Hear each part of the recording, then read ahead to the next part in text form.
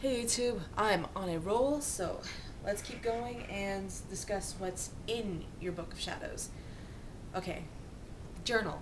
We've kind of discussed this already, but it needs to include, um, it needs to be a journal. You know, it needs to have your reflections, notes that you've taken. Like, anytime that you see something that makes you think about things philosophically, you should go write it down.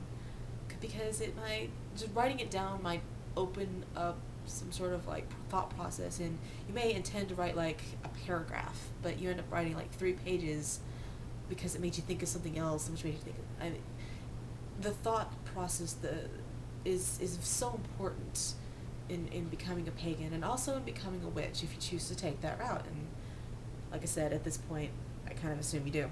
And okay, journal set aside. Your official section, that's where you put your tables and correspondences and elemental meanings and gods and goddesses, and if you decide to celebrate the Sabbats and the Esbats, all that needs to be where you can find it, a big reference book, if you will. Especially as you become more versed in, and especially if you follow into the witchcraft section.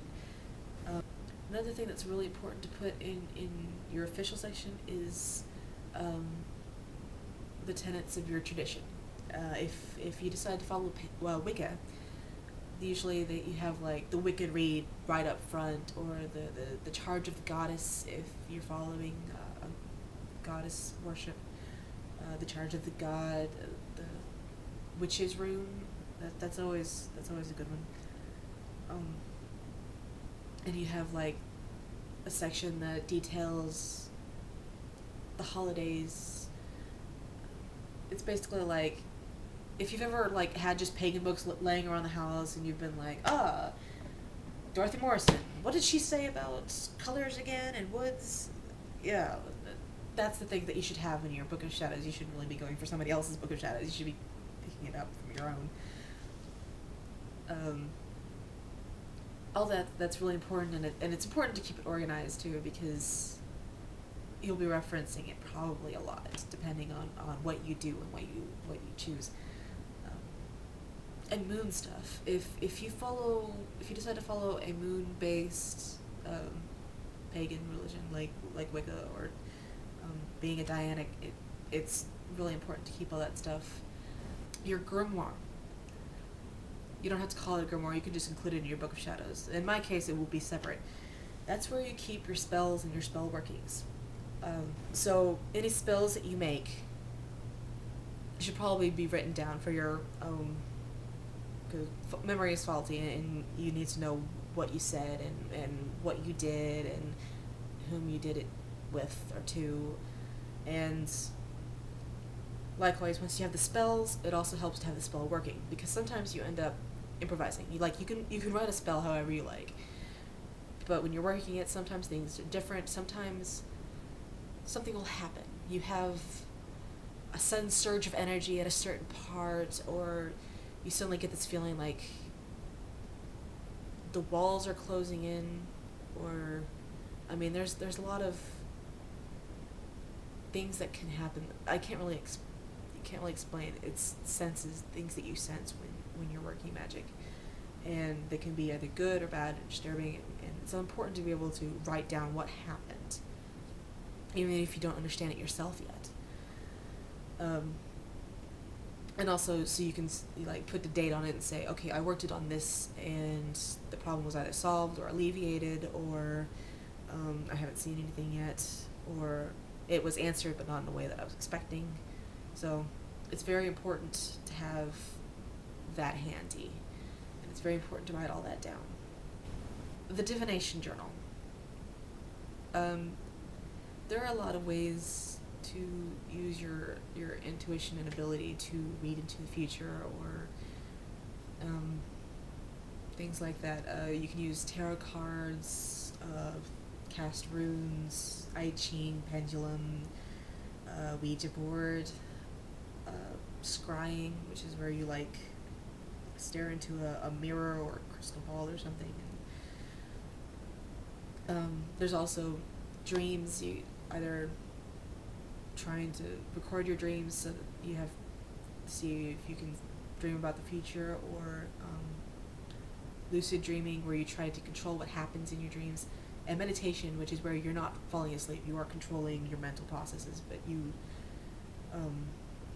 practice visualization and astral travel and stuff like that.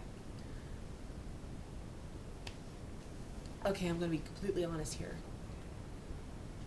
I suck. The only thing that I have any talent for is probably tarot, and if you've ever done tarot, you know that it kind of spells everything out for you, especially when you do the spreads, because it literally just this is your past, this is your recent past, this is your future. Like I've had a lot of really good success, even times that I didn't want it to be right. Like I've done really well on tarot, but that's because it pretty much holds your hand through the process. Everything else, not so much. So I don't keep a divination journal anymore. However, the divination journal, while you're experimenting, is very important to keep. I would probably suggest like kind of two sections. If you're doing dreams, keep a spiral notebook by your bed. If you're doing tarot, it would probably be good to look around and find each of the cards has, of course, a very detailed meaning, and until you've mastered the meanings, I would suggest finding a good site that explains them all. Like I've been through several sites, and one of them finally, like, it didn't just tell me what the card meant. It told me what it meant and why. Stuff like the magician, how each of the tools means something. The Empress, what the fish come in. What the fish mean. What I'm not even talented enough with tarot to use anything other than the Rider-Waite tarot deck. So literally, it's just about spelling it out for me. So that fish in that cup means this, because fish mean this.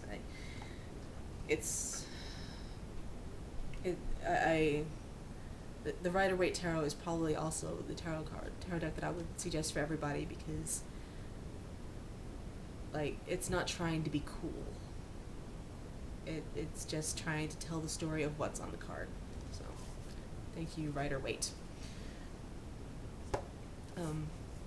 And probably if you're doing tarot, I would probably suggest getting the 3-ring notebook and having a section for card meanings, the really in-depth card meanings.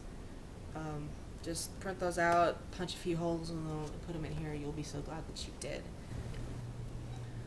Alright guys, this is probably a good place to stop. I hope you found something really interesting or thought-provoking. If anybody feels like giving me feedback on what to do in the next video, please let me know. I haven't quite decided yet. This one ended up being a lot more than I expected. I will probably do something really basic.